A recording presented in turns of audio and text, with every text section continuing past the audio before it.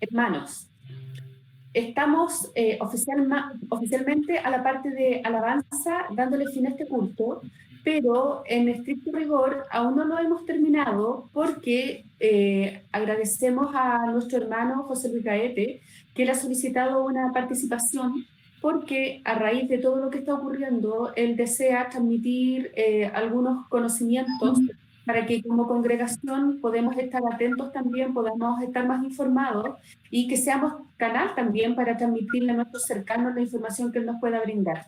Así que le quiero dar el paso a José Luis, que ustedes se permanezcan, por favor, en línea. Les deseamos a todos una muy buena semana. Esperamos que el Señor nos cubra permanentemente con salud, con protección, con recursos para los que puedan estar más complicados.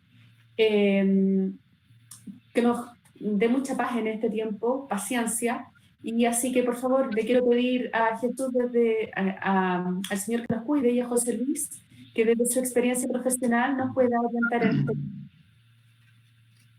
Buenos días, hermanos, ¿se escucha? Así es. Ya. Dado la contingencia, me gustaría conversar sobre algunos conceptos de la pandemia que estamos viviendo y ahora que hay comunas en cuarentena y luego se levanta la cuarentena y se habla de la nueva realidad, existe una tendencia a la incertidumbre y a la confusión. Miren, quiero que vean ustedes una figura geométrica que aparece en el logo de la Universidad de Chile. También aparece en Gravity Fall. No sé si la pueden proyectar.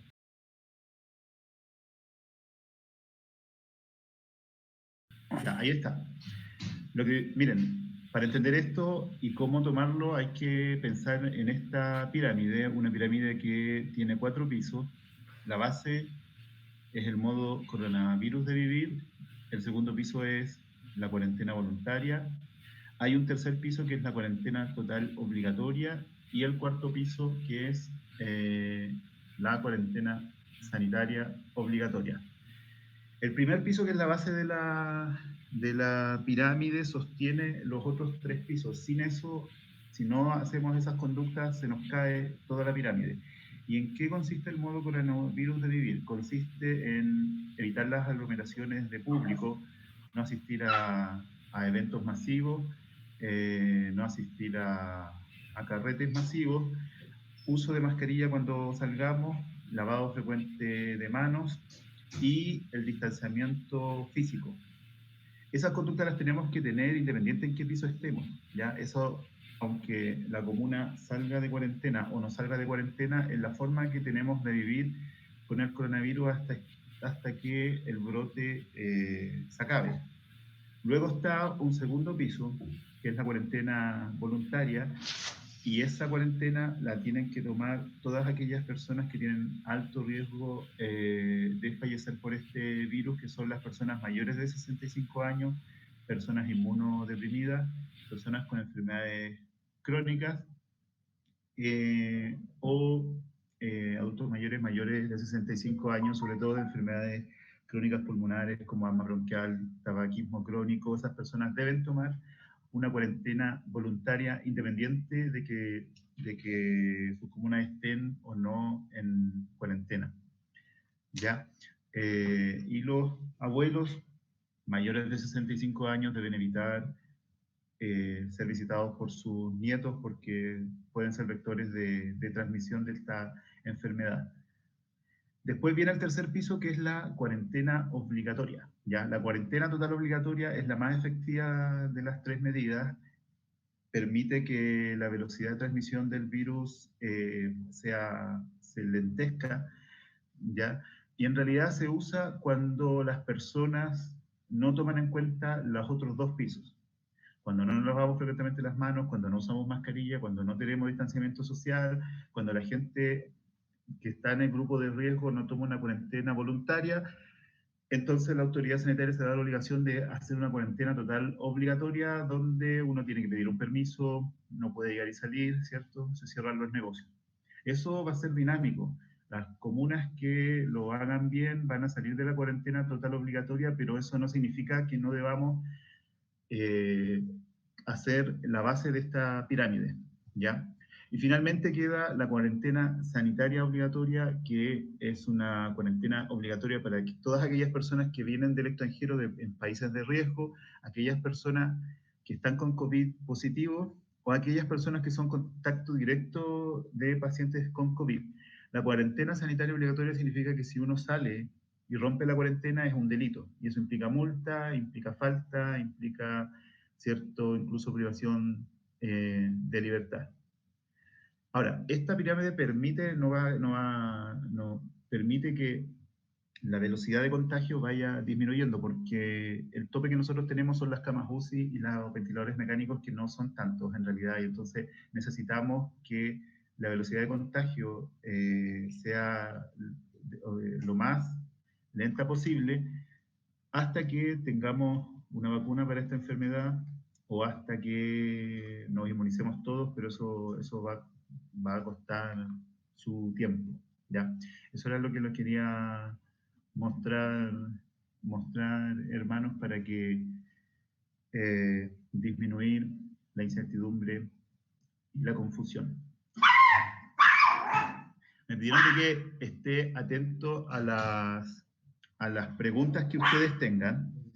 Si quieren preguntar algo, levanten su manito para hablar.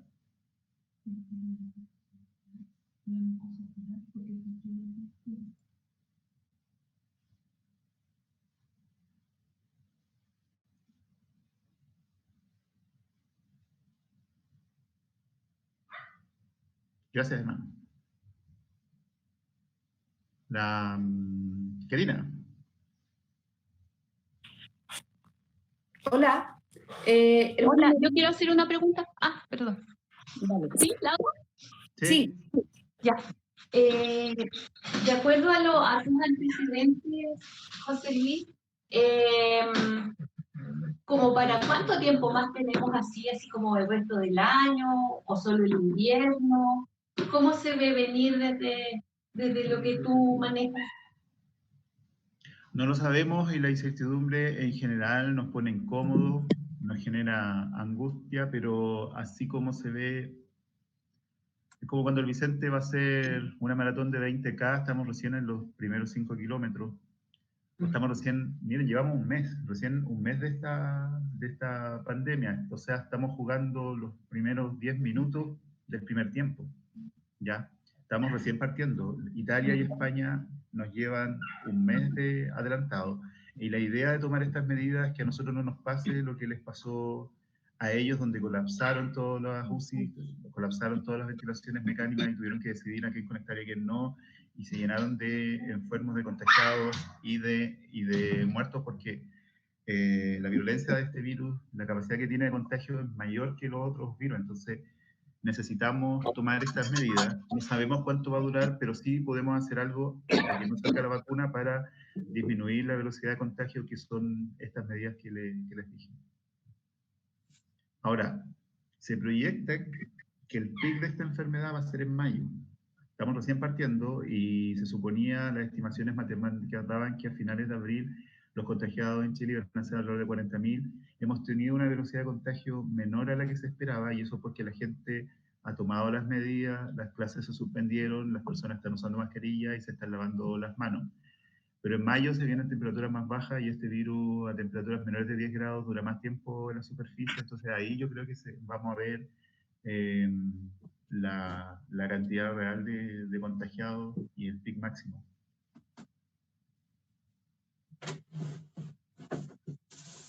¿Quién más tiene una pregunta? Pastor Guillermo. Buenos días. Hola, gracias. Yo no quiero hablar del virus propiamente tal, pero como alguna consecuencia del mismo. Me explico. Ayer estuve hablando con un matrimonio en cuanto a una familia, mejor dicho, al encierro. Y una respuesta que me pareció muy bonita fue que para poder sobrevivir aquí los cuatro, el puro amor nos tiene unidos y sin problemas. ¿Qué puede recomendarnos como médico, psiquiatra también, a las familias cristianas que no estamos exentas no estamos exentos de dificultades. ¿Y qué podemos recomendarle a nuestros amigos, colegas y gente que vive por estos problemas? Esa sería mi pregunta. ¿Y cuál sería su consejo? Qué buena pregunta, Pastor. Si estamos en la casa es importante hacer rutina. Hora de levantarse, cambiarse de ropa, no andar con pijama todo el día, a una hora comer, a una hora tomar once. Hay que hacer rutinas que, diríamos, cuidemos nuestra salud mental. Lo que tenemos para este virus es nuestro sistema inmune, entonces nuestra inmunidad tiene que estar lo más alta posible. Y para aumentar la inmunidad necesitamos comer sano, que es la comida mediterránea que todos los chilenos comemos, y no la comida de McDonald's, ¿cierto? Más fruta, más verdura y menos papas fritas, y también dormir de forma adecuada, entre 8 a 10 horas. El hecho que necesitamos distancia física no significa que tengamos distancia social. Necesitamos la distancia social, tenemos que hablar con nuestros amigos por teléfono, por videoconferencia, tenemos que saber cómo están nuestros abuelos. Ellos en este momento son los que están más cercados, los que tienen menos visitas. Tenemos la tecnología como para saber, para llamarlos, para escucharlos cómo están. El juntarnos los domingos, eso la verdad que nos ordena bastante, permite realizar una rutina porque permite vernos como nosotros estamos, eso es súper saludable. El congregarnos de forma virtual, el seguir adorando a Dios, la idea es mantener las rutinas en la casa. Así que, por un lado, los colegios que mantienen las clases online ordenan bastante, ¿cierto?, a los chicos, pero la idea es no quedarse acostado todo el día sin comer o sin dormir, porque eso, claro, eso nos va a ir afectando. Hagan deporte, eso es importante. El ejercicio es sumamente importante para subir la inmunidad. Y en YouTube está lleno de clases de cómo hacer deporte en espacios pequeños, ¿ya? En eso nuestra hermana Judy nos puede incluso ayudar y darnos unos tips, porque lo que tenemos para defendernos de este coronavirus es hasta ahora solo nuestro sistema inmune. Mientras más alto esté, diríamos que las complicaciones van a ser menores.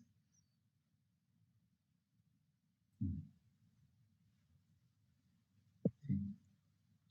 Hermana Becky. Yo no sé si alguien de la iglesia habrá grabado lo que tú dijiste, porque me gustaría como escucharlo de nuevo. Tuve justo una interrupción cuando tú estabas hablando y me perdí una partecita. Y lo otro es que iba a decir que la Municipalidad de Providencia está mandando casi diariamente un link con clases gratis de hartas cosas, de gimnasia, de pilates y entretención, que yo la voy a empezar a reenviar, pero en realidad es un mail, así que tendría que mandarlo al mail de la iglesia o algo así, para que los que puedan seguir esa rutina, como es gratis, se puede hacer con profesor de la municipalidad, profesores. Eso, me gustaría, si es posible, tener ese gráfico igual que, no sé, me imagino que a lo mejor alguien lo grabó, sería muy agradecida si lo puedo ver de nuevo. Ya, yo me comprometo a mandar el gráfico al WhatsApp de la comunidad para que lo tengan. Y la explicación igual, pues, un audio, va, no sé. Ya. Gracias. Está grabado, Becky. Becky, está grabado. Ah, bueno. Súper. Grabado. Recordemos, hermanos, que este virus se contagia por gotitas, ¿ya? Las gotitas tienen una proyección cuando uno tose parecido a un arcoíris. Eso tiene un nombre geométrico, pero yo para las matemáticas soy malo. Es como cuando uno tira un tiro libre, ¿cierto? Al igual que un arcoíris. ¿Cómo se llama? Laura. Ah, ya. Gracias por el aporte. Entonces, esas gotitas al ingresar en nuestra mucosa generan el contagio. Si las gotitas están en nuestra piel, no va a generar contagio. Tiene que entrar en la mucosa como para contagiar. Entonces, hay como 3 vías de contagio, que es el contagio directo uno está con una persona cerca, a menos de 1 metro, y las gotitas entran en nuestra mucosa de forma directa. Hay otra forma que es generalmente en nuestras manos, porque cuando uno tiene mucosa o secreciones, hay gente que se limpia con las manos y después esas manos pueden tocar a otra persona y ahí nos podemos contagiar. O de una forma indirecta, que la persona que tose en la mano o se suena con las manos vaya a tocar la superficie de algo, de un pasamano, de alguna parte. Entonces hay otra persona que pasa luego y toca ese mismo lugar, y después esas manos se las llevan a las mucosas y esa es otra forma de contagiarnos. Por eso que necesitamos tener medidas de protección que nos protejan de nuestra mucosa, y en eso el lavado de manos es súper importante, el lavado frecuente de manos y el uso de mascarilla. ¿Ya? Ya. Mi señora me insiste en que les diga sobre que protejan su ojito y la mucosa ocular con antiparra. Eso en realidad también es efectivo, sobre todo en el hospital lo hacemos, tenemos protecciones oculares, pero lo que se ha demostrado es que ya la persona que usa lentes ya es bastante protectora. ¿Ya? Señorita Karina, levantó la mano, cuénteme.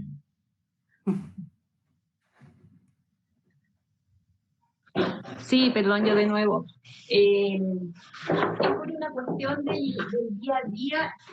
Yo lo hago, pero no sé si está bien o si es necesario.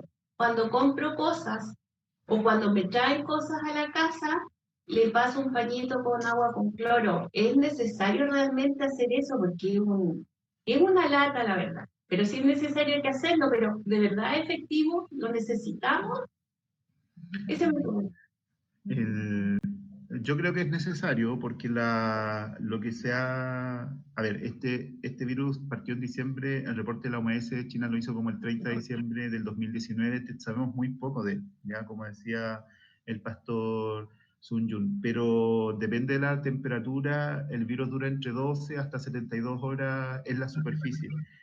Si la temperatura es menor de 10 grados, puede durar hasta 72 horas. ¿Ya? Todavía no llevamos, no nos llega el invierno, pero este virus, la gente que tose o que se suena y la mucosidad y contamina la superficie, puede durar desde 2 hasta 48 horas con las temperaturas que tenemos. Entonces, limpiar, ya sea que por deslizamiento, con un paño con cloro, es una medida que se ve bien razonable.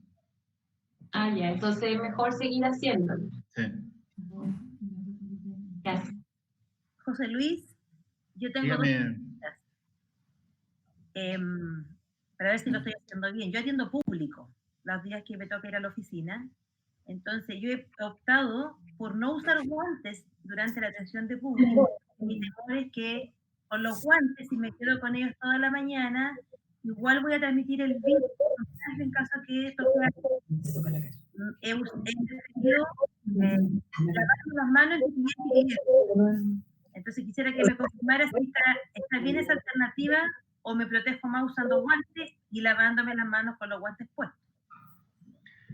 Lo importante es tener un adecuado uso de guantes, y si van a usar guantes, después de cada procedimiento te los tienes que sacar y usar otros. Eso sería como una medida efectiva, como cuando uno está en el hospital y atiende a un paciente, se saca los guantes y ocupa otros pacientes, ocupa otros guantes. La forma de usar el guante lo tienes que poner desde adentro, y al sacarlo también, hay una técnica de cómo sacarse el guante para no contaminar las manos. El primero te lo sacas desde fuera, pero el segundo guante que te queda tienes que sacarlo desde adentro, y así tus manos no se contaminan. Lo sacas desde adentro y lo envuelves. Y ahí las gotitas de virus que quedaron en el guante, que se quedan en el guante y los botas, pero tendrías que usar, por cada riesgo de contagio, cambiar constantemente los guantes. Entonces es como bien caro eso. Yo creo que ahí es más efectivo el lavarse las manos después de cada cliente que atiendas. En realidad. Eso es mucho más efectivo. Ok, gracias.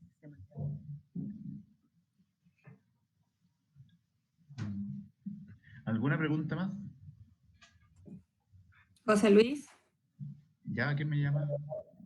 Laura, ¿cómo estás? Hola Laura, ¿cómo estás? Bueno, quería plantear, o sea, bueno, ponerte en situación respecto, si yo salgo de mi casa al regresar,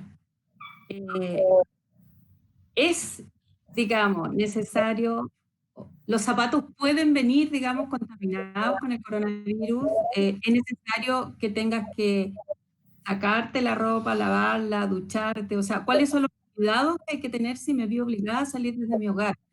Porque se dan algunas recomendaciones, pero quisiera escuchar tus recomendaciones respecto a una salida que necesariamente tuve que hacer.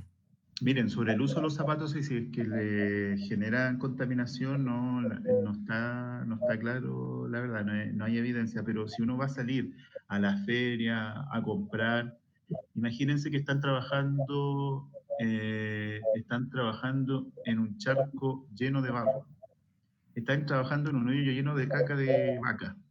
Al volver a la casa tienen que sacarse todo eso para limpiarse. Entonces, la medida de dejar los zapatos afuera parece una buena medida. Sacarse toda la ropa y después bañarse parece una adecuada medida, porque este virus a temperaturas altas en la lavadora y con el detergente se va a ir. ¿Ya? Porque piensa que este bicho dura en la superficie de 2 hasta 48 horas como las temperaturas que tenemos, pero en invierno, si la temperatura baja a 10 grados, puede durar un poco más. ¿Ya? Y la distancia física que debemos tener de otra persona, la ideal sería 2 metros, porque al toser, las gotitas grandes, más o menos es 1 metro, 1,5 metros el que logran alcanzar de distancia.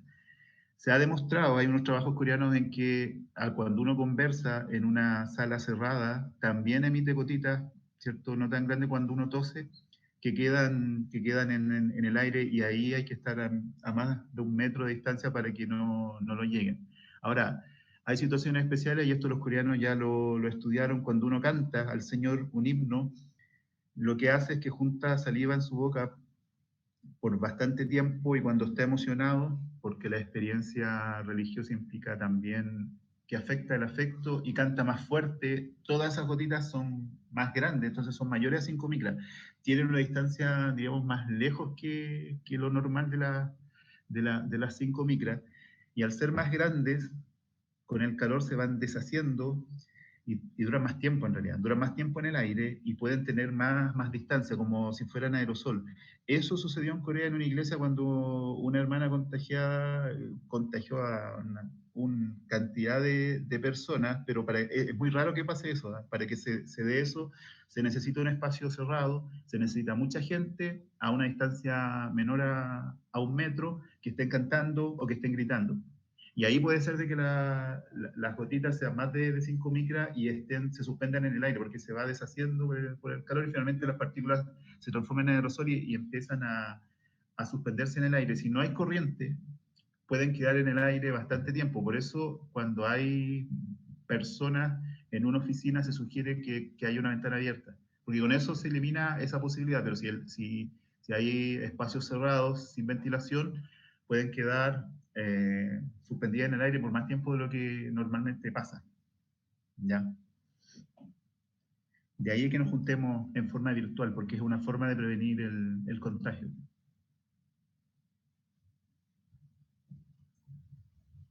¿Más preguntas? José. Dígame, Pastor. Bueno, es por un lado una pregunta, y tal vez puede ser una recomendación general. Hay una cantidad de medicamentos y remedios caseros, las gárgaras de sal con vinagre, jugo de limón y todas esas cosas. ¿Qué cosa? Bueno, una serie de cosas, secretos de abuela, que pueden ser o no pueden ser válidos. Por otro lado, métodos y cosas que saturan nuestros teléfonos. Entonces, por un lado, tal vez el no replicar todo lo que llega. Y lo otro, que hay mucho de estas fake news también, noticias falsas, especulaciones. En medio de la incertidumbre también surgen un montón de agoreros y cosas por el estilo. ¿Cuál es la recomendación? Uno, al replicar un correo, por así decirlo, al tomar también, alguien puede decir, yo quedo inmune si hago gárgaras de sal, por ejemplo, con agua a alta temperatura. De hecho, había un supuesto médico peruano que decía que terminaba en un día con el virus en Perú. Y de repente la gente puede agarrar y siento sentir que con eso queda libre. Yo he leído varias cosas, algunas descabelladas, pero de hecho con mis compañeros de enseñanza media que tengo contacto siempre, me mandaron un remedio infalible y la verdad que ellos estaban pensando en aplicarlo y por eso se acababa el problema, pero la verdad que no tiene ningún sustento científico. ¿Qué podemos decir de esas cosas? Muchas gracias. Hasta ahora no tenemos cura para este virus y no lo vamos a tener hasta que se invente una vacuna. El proceso de realizar una vacuna se demora entre 10 a 15 años más o menos porque es costoso, implica tiempo, pero en tiempos de pandemia los laboratorios tienen algunas atribuciones de invertir más lucas y los estados también aportan y acortan en esos tiempos de investigación a 12 a 15 meses más o menos. Todos los países están en una competencia, bueno, los países desarrollados y los laboratorios están en una competencia de quién realiza primero la vacuna, sobre todo China y Estados Unidos por temas políticos, que los dos están compitiendo y en este momento están gastando muchas lucas para la búsqueda de una vacuna. Yo creo que si esto partió en diciembre hay que esperar unos 15 meses hasta que la podamos tener, y eso es 2022, más o menos, ¿sí? A ver, diciembre son 21, próximo año, en julio próximo año, sí, más o menos ya podríamos tener la vacuna, pero viendo las políticas que tiene Estados Unidos, que está restringiendo las ventilaciones mecánicas y las mascarillas, lo más probable es que ellos no suelten la vacuna hasta no vacunar a toda su población, que son 350 millones de habitantes. Vacunar a 350 millones de habitantes toma su tiempo, sobre todo en un país que no tiene un sistema público de salud tan grandote como el nuestro, ¿ya? Así que a nosotros yo creo que no nos va a llegar el 2021, sino que hay que pensar a 2022, 2023. Esa puede ser una opción como de remedio para el coronavirus. La otra opción es que todos nos inmunicemos porque todos nos contagiemos, pero eso tiene un costo de vida demasiado grande. Así que uno espera que la velocidad de contagio la podamos controlar hasta que tengamos una vacuna, o puede ser de que este virus sea estacional, como es la influenza, como son muchos virus, pero no sabemos cómo va a responder en el futuro. Los virus generalmente son estacionales y aparecen en un tiempo, duran 2 o 3 meses y después se van. Pero como este virus partió recién en diciembre y no sabemos la verdad su respuesta, existe la posibilidad que también sea estacional o existe la posibilidad de que esté con nosotros siempre hasta que no encontremos una solución, ¿ya? Los remedios, lo que no está demostrado que funciona, lo que no está científicamente demostrado que funciona, yo diría, hay que hacerlo en la medida que no me haga daño y en la medida que no gaste mucho dinero en eso. Pero no hay que tener a ver, yo creo que esa falsa seguridad de que ya me sané, hasta ahora no hay que tenerla porque la verdad que no, miren, hay dudas incluso hasta el carnet COVID porque en general cuando uno le da una enfermedad viral genera anticuerpos para protegerlo de esa inmunidad, ¿ya?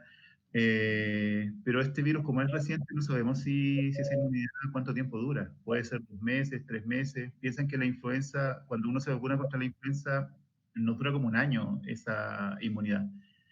Así que, de hecho, hay reportes de personas que raro en realidad, pero existen personas que se enfermaron de COVID, se recuperaron y después volvieron a enfermarse. Entonces, hay demasiadas dudas todavía como para de hecho, la Sociedad de Inmunología dice que no, el hecho de tener anticuerpos contra el virus no necesariamente significa que no me voy a volver a enfermar, porque para no enfermarme de nuevo necesito una carga de anticuerpos determinada y no sabemos si todos los pacientes hacen esa carga en realidad, ¿ya? Así que esa falsa seguridad que tenemos porque a nuestra comuna la levantaron de la cuarentena o porque tomo remedios caseros que yo no me voy a enfermar, la verdad que hay que tener cuidado con eso porque eso hace que las medidas que tenemos de lavado de manos, uso de mascarilla y distanciamiento físico las empezamos a perder y eso es lo que ha sucedido en los países donde esto se les fue de las manos y con consecuencias bien duras en realidad, donde ya los ventiladores mecánicos no dieron abasto y las funerarias no dieron abasto, que es un poco lo que pasó en Italia y en España. ¿Más preguntas? José Luis.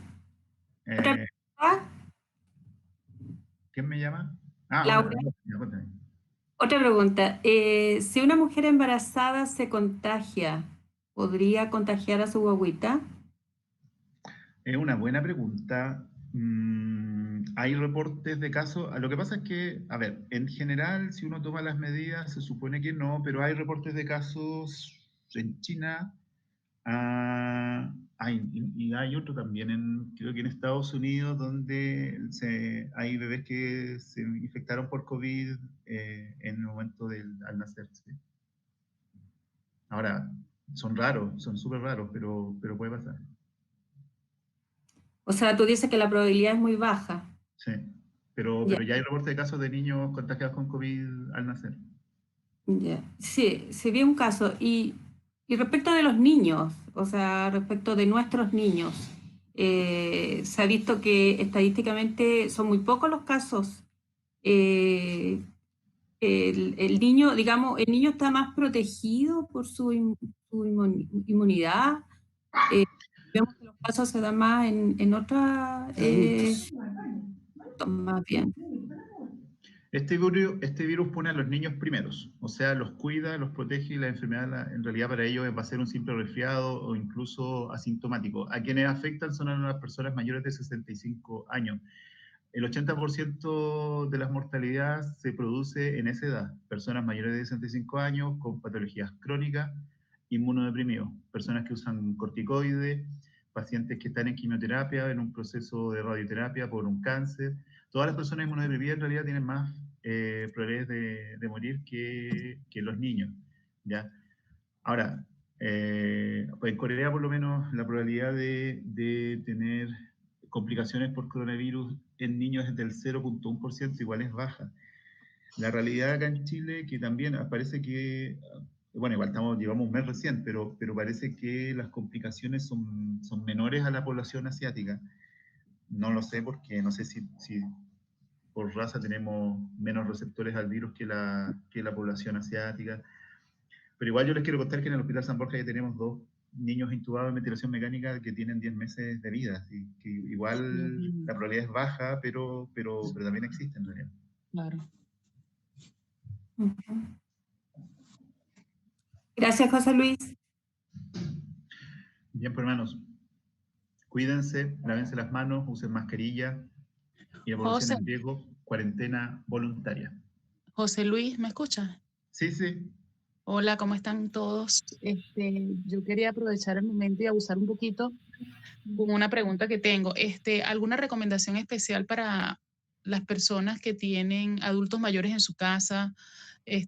Nos está pasando de algunos conocidos que tienen adultos mayores en la casa que no quieren asumir el riesgo que realmente tienen y están comportándose de manera bastante incluso agresiva. ¿Qué recomendaciones especiales podrían haber para controlar en este caso a nuestros niños mayores? Hermana María, no te veo. No, ni me va a ver. En estas fachas ni de broma.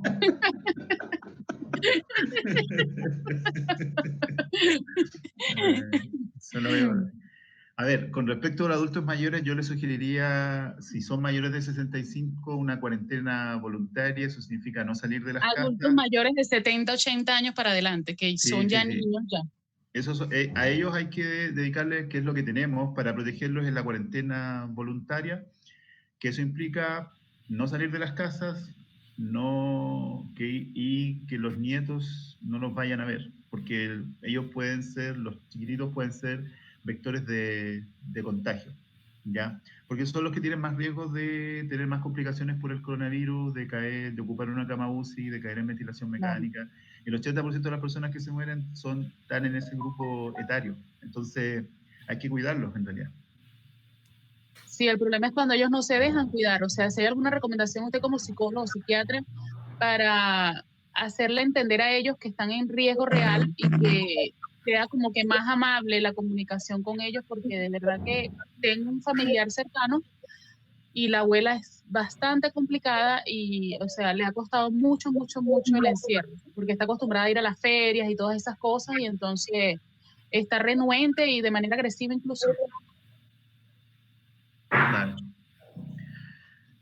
Una posibilidad sería apoyarla si va a quedar en la casa en las compras y en en la administración de los quehaceres.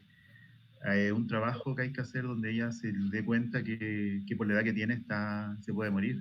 ¿Cómo convencerlo de eso? Eso depende de cada abuelito, y en la medida que uno es más viejo se pone más porfiado y sus esquemas mentales se ponen más rígidos en realidad. Es un trabajo... Claro.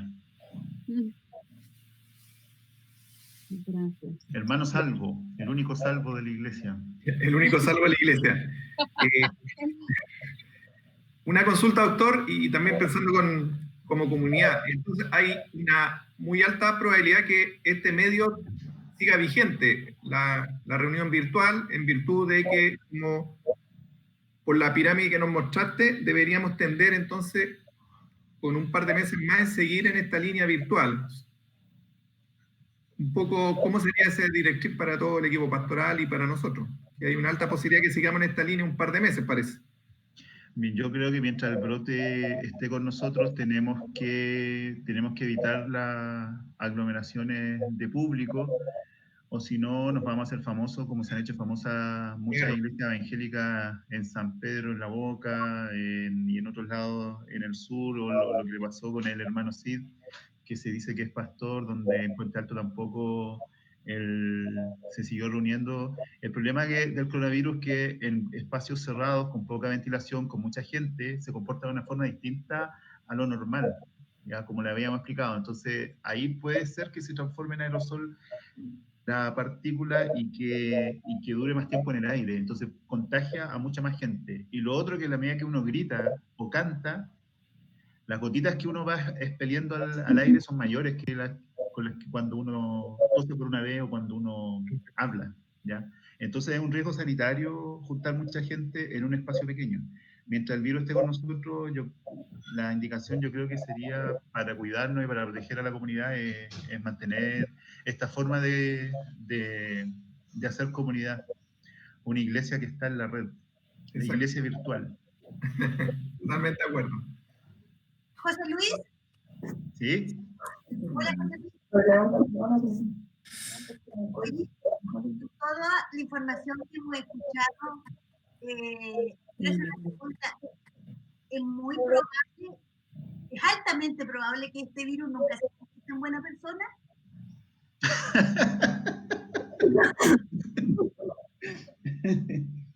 La misma probabilidad que el ministro se convierta en buena persona.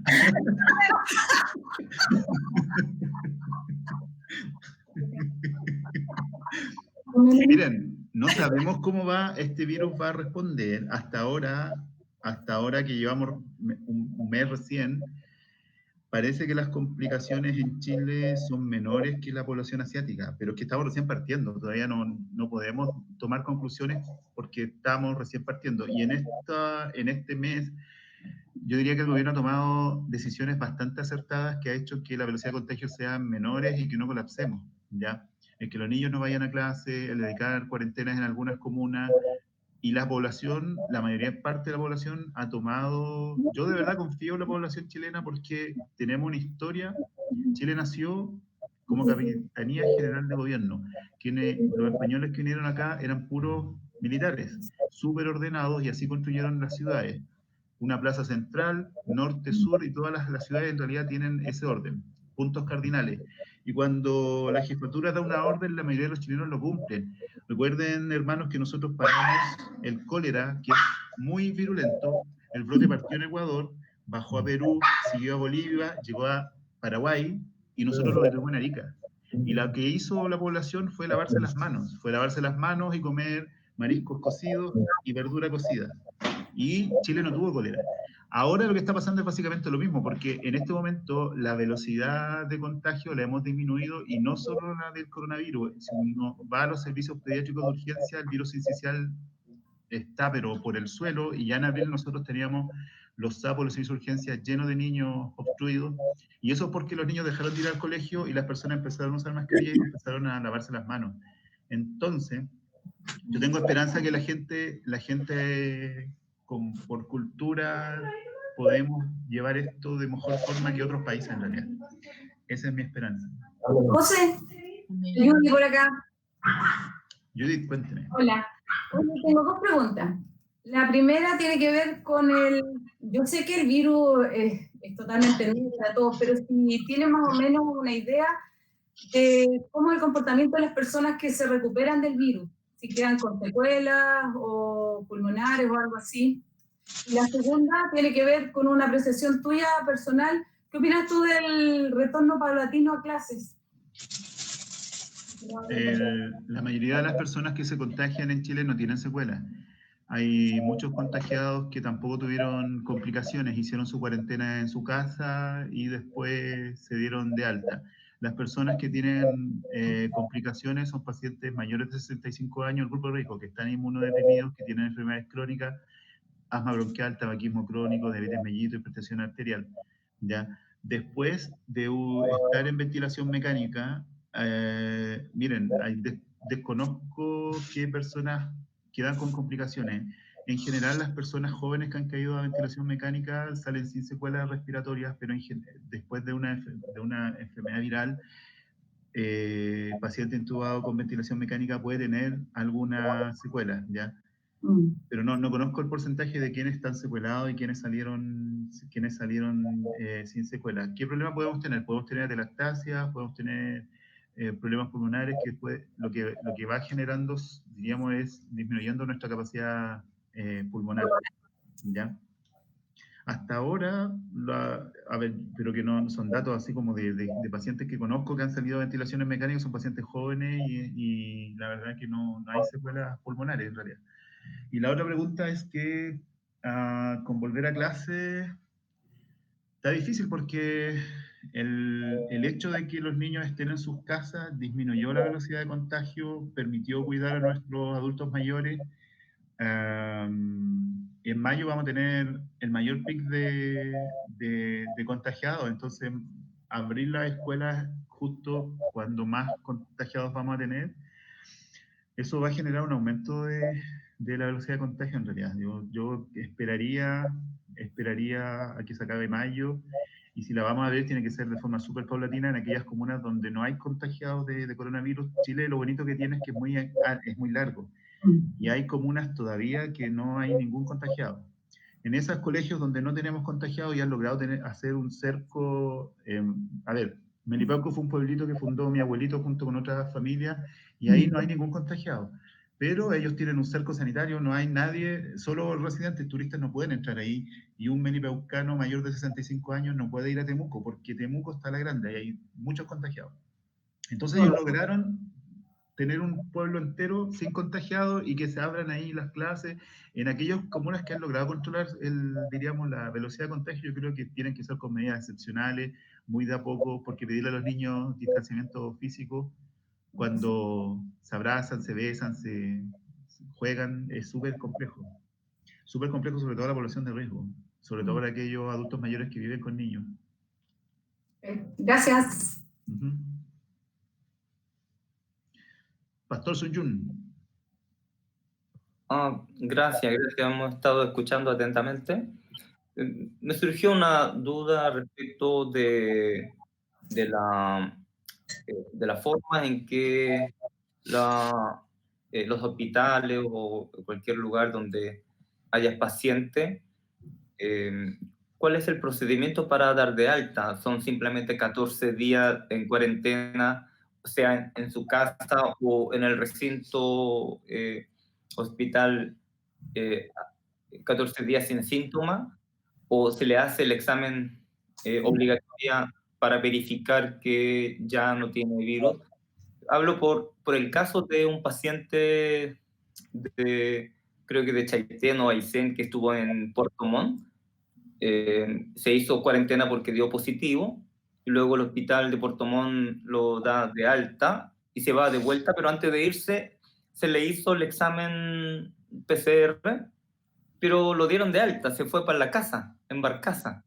Pero una vez que el paciente ya estaba en casa, le llega el resultado del examen donde todavía tenía el virus. Y esto está en la noticia del Biobío, no lo estoy así como inventando como un caso, sino noticia que está en Biobío.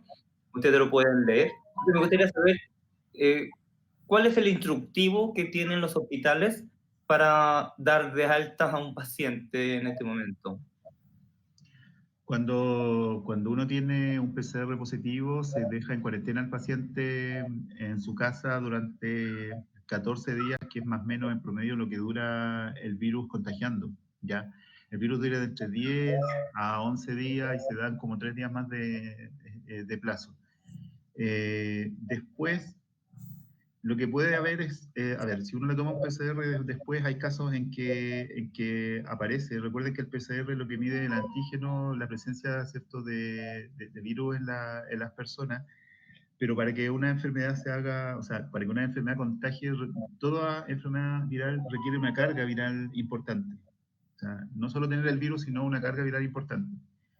Los consensos que existen hasta ahora es que si el paciente no tiene síntomas y ha pasado más de 14 días, aunque los PCR sean positivos, la carga viral que tiene es demasiado baja como para que seguir contagiando. Ahora, hay pacientes que se complican, pacientes que requieren ser usuarios de oxígeno porque tienen más complicaciones a nivel ya pulmonar. A esos pacientes se hospitalizan y se les da soporte de acuerdo a sus necesidades, que puede ser requerimiento de oxígeno y pacientes que ya caen a ventilación mecánica, hay que intubar y ponerlo porque caen a neumonias pulmonares por coronavirus, y lo que se sabe es que el coronavirus genera una respuesta inflamatoria a nivel pulmonar bien intensa. Por eso las personas que fuman, digamos que son más vulnerables, porque la nicotina en los alvéolos, en el pulmón, ya genera una respuesta inflamatoria. Entonces, si la asociamos al coronavirus, diríamos que el pronóstico empeora bastante. Ahora, lo que está demostrado ahora, pareciera que este coronavirus no solo genera una respuesta inflamatoria a nivel pulmonar, sino también a nivel de miocardio en el corazón y a nivel del sistema nervioso central en el cerebro. Entonces, las complicaciones que se puedan tener después de sacar la ventilación mecánica pueden ser bastante. ¿Cuánto tiempo van a estar en ventilación mecánica? Hasta que el pulmón pueda oxigenar por sí solo al paciente. Y ahí ya estamos hablando más de 14 días. Un paciente de ventilación mecánica puede perfectamente quedarse lo que necesite quedarse, que puede ser un mes, hasta que el cuadro, diríamos que remita. Cuando hay ventilación por sí solo, uno va extubando al paciente de a poco y con requerimiento de oxígeno, hasta que el paciente pueda respirar por sí solo como antes. Y ahí ya estamos hablando más de 14 días. Un paciente perfectamente puede estar en la UCI otras 3 semanas, en ventilación mecánica 2 semanas, 3 semanas, hasta que ya vemos que el paciente se recupera. El hecho de que tenga PCR después de los 14 días es discutible si él pueda seguir contagiando, en realidad, ¿ya? Sobre todo si no hay síntomas. Hay PCR positivas en mucosa salival y hay PCR positivas en las heces. Se han hecho PCR en la caca de los pacientes y también sale positiva. Ahora, eso no significa que el modo de contagio sea fecal como la tifoidea, como la hepatitis, porque puede que haya carga viral en el excremento, pero es muy bajito como para contagiar. Por las dudas, igual se dice que los baños hay que limpiarlos periódicamente, y un paciente que esté contagiado es mejor que use su propio baño, ¿ya? ¿Qué más? Fluido vaginal, no hay presencia de coronavirus, en semen tampoco hay presencia de virus. El medio contagio es de las gotitas de la saliva. No. Dice que perdimos lo de la caca, porque justo cuando dijiste la caca, se fue la señal. Era una palabra impropia. Pastor, por Dios.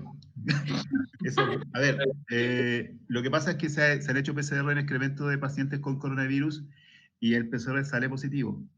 Eso no significa que por la caca vayan a contagiar, porque hay enfermedades que se contagian de forma fecal, que son súper contagiosas, como el cólera, la tifoidea, las hepatitis, todas esas enfermedades que dan por comer caca, en realidad la transmisión es fecal. Pero este virus no es así, ¿ya? Aunque los PCR salgan positivos, la carga viral es muy baja como para que contagie. O sea, en el fondo es muy bueno. Sí. Oye, ¿Qué una pregunta, Yo, ¿Quién es yo? perdón, Karina, Karina, cuéntenos. el tema de la hipertensión, ¿cómo afecta? ¿Qué tan sensible es una persona con hipertensión para si se agarra a este bicho? El tener una enfermedad crónica es un factor de riesgo para tener complicaciones de coronavirus. Entonces, para digamos, tener menor complicaciones, la hipertensión arterial crónica debe estar compensada. El paciente debe tomarse los remedios, debe tener presiones arteriales normales. Porque hay algunos memes que dicen que el coronavirus se une a receptores de angiotensina, que son los que ocupan los antihipertensivos, entonces eso aumentaría la probabilidad, pero lo que se ha visto es que el paciente hipertenso debe tomarse los remedios, no suspenderlos. ¿Da lo mismo el tipo de remedio que toma? Da lo mismo el remedio claro, sí. Ya, la cosa es que la presión ande bien. Ya. Ajá. Gracias. José Luis. Dígame. Soy yo, Eli. Eli. Sí, hola, ¿cómo estás? Mira, quería hacer una consulta. Hace unos días salió una noticia respecto a un tratamiento de 2 pacientes con plasma. Eso, si bien es algo momentáneo, están tratando de ver una solución acá en Chile, ¿es conversable ya que se pueda hacer algo así como sistema de salud nosotros? ¿Tratamiento con qué me dijiste? Porque se me fue la señal cuando... Con plasma de unos pacientes recuperados de COVID se hizo acá en una clínica. Ok, sí. ¿Recuerdas? Entonces, Sí. ¿eso qué tan conversable es? ¿Está como una vía de posibilidad, esperando esta vacuna? Todos los tratamientos del coronavirus en este momento están en fase experimental y se hacen en pacientes que están en riesgo vital y ya que no hay ninguna opción como ya de alternativa terapéutica. Cuando ya no hay ninguna alternativa terapéutica, lo que uno hace es ser ingenioso e inventar cosas que no están demostradas que funcionan. Y a veces funcionan y a veces no funcionan, pero estamos recién en etapa experimental. Ahora, no es para tratar el coronavirus, es para tratar las complicaciones del coronavirus. Porque el coronavirus genera una reacción inflamatoria, una falla orgánica múltiple, porque son muchos los órganos que se inflaman. Entonces, lo que se está viendo ahora es cómo parar eso, cómo parar la inflamación, ¿ya? Pero no es un tratamiento estandarizado para toda la población, sino en pacientes que están en UCI, con soporte ventilatorio, que tienen ya complicaciones graves del cuadro, en realidad. Okay. Y la otra pregunta que tengo es respecto al brote. Tú hablabas de que no debemos relajarnos con las medidas de preocupación y poder seguir con esto de estarnos cuidando, pero ¿cuándo debemos considerar que ya el brote bajó, que ya estamos saliendo de esa fase, considerando que vienen otras enfermedades respiratorias en este tiempo, que está el sincicial y otras enfermedades que pueden atacar y se pueden confundir? ¿Cómo poder saber si esto ya está bajando, ya está decantando, estamos yendo a la recta final de poder liberarnos de esto? Winter is coming, decía una serie. A nosotros, a diferencia de los chinos y los asiáticos, a ellos esta enfermedad les partió en diciembre y venían saliendo del invierno. Ahora en este momento ellos ya tienen temperatura más alta y lo pueden controlar. Nosotros estamos fritos porque el primer cuadro apareció de un médico que venía del extranjero en Ñuble en marzo. Entonces estamos recién partiendo, estamos en abril, llevamos un mes del cuadro y se nos viene el invierno con temperaturas más bajas, con posibilidades de que el virus dure más tiempo, y eso, como tú decías, Eli, asociado a las enfermedades virales estacionales como el virus sincicial, la influenza, el adenovirus. Entonces el panorama para nosotros se nos pone, digamos, más oscuro que como partió allá, porque nosotros tenemos que partir el invierno con esto. ¿Cuándo se sabe que esto disminuyó? Cuando las tasas de mortalidad y de contagiados vayan a la baja. En este momento eso no va a suceder y lo más probable es que con temperaturas más bajas no vaya a suceder, ¿ya? Hay que esperar cómo funciona esto mayo y junio. Yo creo que en junio ya podremos tener claridad de cómo va a funcionar este tema del coronavirus. No sabemos cómo va a funcionar, pero hay como 3 posibilidades: que sea un virus estacional, que solo dure 2 a 3 meses como todos los virus y después se vaya, o que permanezca con nosotros por siempre, con reservorio en distintas personas y lo tengamos presente durante todo el año hasta que no encontremos una vacuna, ¿ya? Pero en este momento no sabemos cómo este virus se comporta. Gracias.